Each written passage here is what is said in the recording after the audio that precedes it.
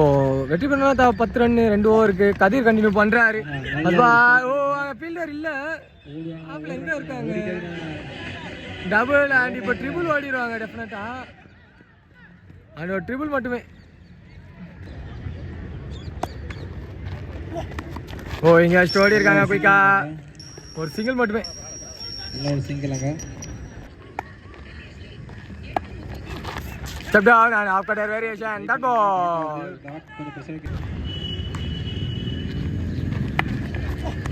Switch it and மேலே பட்டிருக்கீங்க. மீண்டும் ஒரு டாட் பால் கடிச்சிருக்கீங்க. Step down நிக்கங்க. நல்ல விக்கெட் லூஸ் பண்றாங்க. மகேஷ் ஜெயஸ்ரீ and சுரேஷ் தன்னோட விக்கெட் லாஸ் பண்ணிருக்காரு.